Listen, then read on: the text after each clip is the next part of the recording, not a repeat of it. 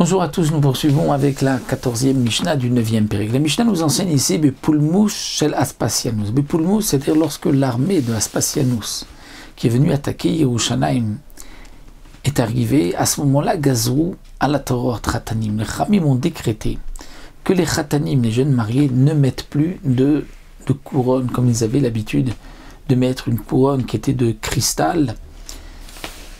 Et d'après certains, c'était une couronne en myrte ou en rose.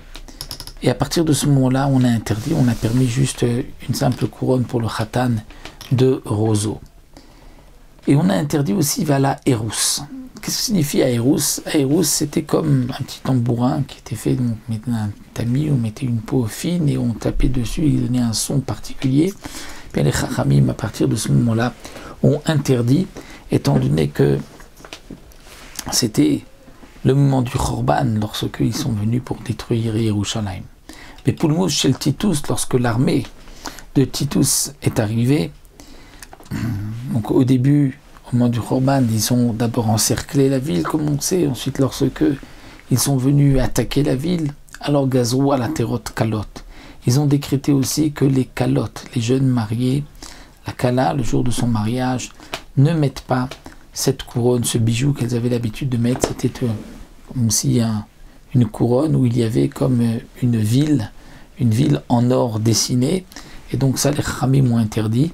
Et aussi Veshelo il amed Adam et Beno Yevanit, qu'un homme n'enseigne pas à son fils le grec, c'est-à-dire le grec la Chochmat Yevanim. Étant donné que nous rapporte le Barthénoras, qui est marqué dans la Gemara, il y avait eu une histoire où lorsque les rois Hashmonaïm se disputaient entre eux, il y en avait qui étaient à l'intérieur de la muraille de la vieille ville de Jérusalem et d'autres qui étaient à l'extérieur. Et donc malgré tout, il y avait des corbanotes. Ceux qui étaient à l'intérieur devaient faire des corbanotes.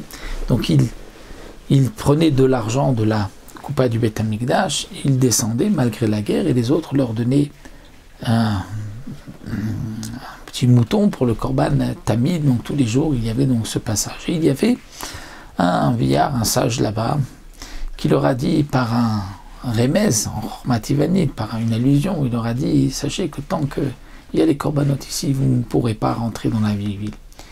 Et donc ce jour-là, lorsque ceux de l'intérieur ont fait descendre de l'argent, les autres de l'extérieur ont attaché un cochon qui est monté sur la muraille, qui s'est ensuite attrapé sur la muraille. Il y a eu à ce moment-là un grand tremblement de terre, dit la Gemara. Et ce jour-là, les Chachamim m'ont dit, malheur, Arour, maudit est celui qui élève le cochon, et maudit est celui qui enseigne à son fils la Chochma Yevanit, donc cette Chochma grecque, c'est-à-dire de savoir par allusion, par des gestes, communiquer et faire passer des messages.